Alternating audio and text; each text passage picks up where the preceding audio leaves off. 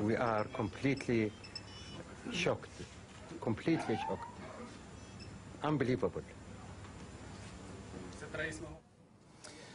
Right, that's the view from the Palestinian side. Joining me now here in the BBC World studio is the former Israeli Prime Minister Ehud Barak, who's in London at the moment. Mr. Barak, welcome to BBC World. First, your reaction, having heard what's happened. At least 4 planes have been hijacked, and there may be more.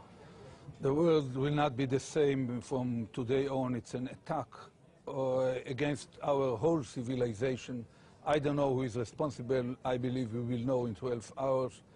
If it is a kind of bin Laden organization, and even if it's something else, I believe that this is the time to deploy a globally concerted effort led by the United States, the UK, Europe, and Russia against all sources of terror. The same kind of struggle that our forefathers launched against the piracy on the high seas.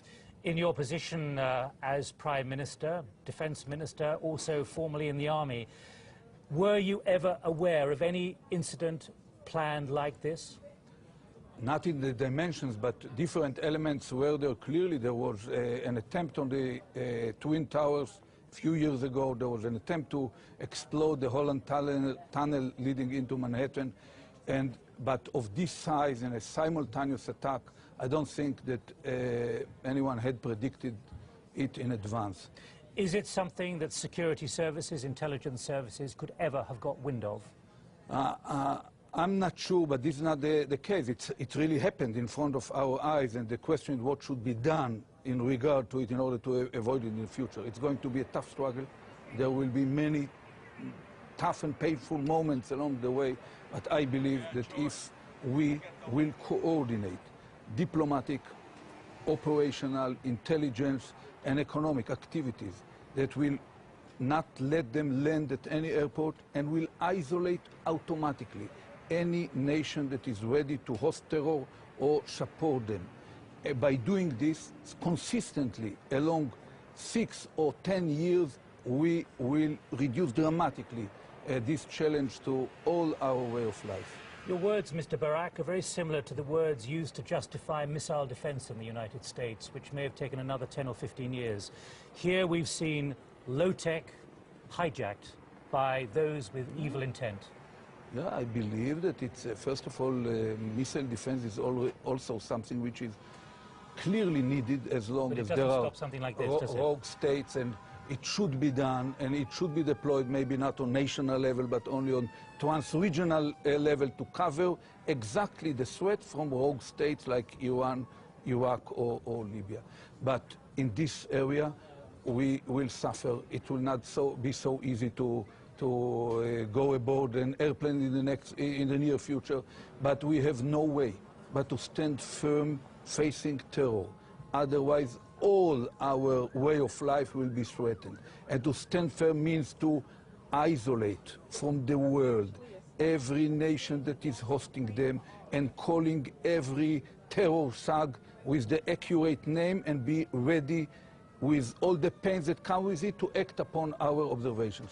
What price might democracy have to pay, given what has happened in the last 3 hours in the United States, given what you're experiencing now in Israel, in the center of Jerusalem, from your own citizens now, with the bombing over the weekend?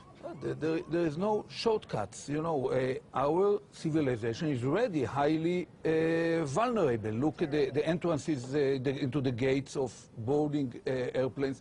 It's a situation where it's not easy. Every simple step, crossing borders or going on a plane or on a ship, will become more complicated. But at the same time, it's a time to identify. There are no more than 5 or 6 countries in the world which are directly or indirectly responsible for hosting terror. There are no more than 10 or 15 terror thugs in the world. All the organizations are well known.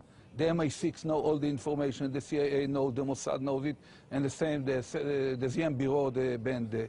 And it's time for action. Facing such an attack, we cannot but act. And these terror thugs and rogue leaders are highly skillful in identifying the slightest cracks Reuters in television. the will of power or power of will of the leaders of the free world. But let me press this point about democracy and the price democracy may have to pay, because you know very well that many passengers in the United States have long expected to be able to walk into an airport, get on a domestic aircraft unhindered within about 10 minutes of the plane taking off. They expect that as a free country. And it's a part of the problem that we have in a world which is so turbulent that we won't be able to isolate our advanced way of life from what happens around. And it's a time to launch a operational, concrete war against terror, even if it takes certain pains from the routine activities of our normal society. Now, Mr. Barak, you have deep problems, great attention in the Middle East at the moment, but you've used there a war against this kind of terrorism. What can be done? Because the great thing that is talked about by people like you, diplomats, politicians, world leaders, is preventing conflict before it happens. When you talk about a war, how do you take a war or a challenge or a struggle to those who are determined, through 3 or 4 people only today, to hijack 4 planes at least, as we know, hit the Pentagon, hit the World Trade Center, try and hit, we believe, somewhere else? How do you take a war to 4 people? I spent decades struggling terror, almost, with my 10 fingers, together with a lot of colleagues all around the world. I believe that the world intelligence community, in a concerted effort, can identify within few months the sources of this terror. They can identify the places where they are deployed on Earth. Every such a place is within certain country. Bin Laden sits in Afghanistan. There is a source of terror. Who else do you identify, though? Because we're not saying he's responsible for this necessarily. No, we don't say that he's necessarily responsible. We know where other terror thugs are living. We know that Ferganskaya Dolina in Central Asia is a major route for drugs, but at the same time major route for terror. And I know that President Putin is highly committed to the struggle against terror, and I feel that he should be part of this international effort. I believe that the MI6 is highly capable. You have proven it along decades. Your own skills in standing firm politically and acting pointedly, operationally against terror. And we should cooperate with preemptively? Both preemptive and by diplomatic means, namely rogue states. There are 5 of them: Iran, Iraq, Libya, North Korea. These kind of states should be treated as rogue states.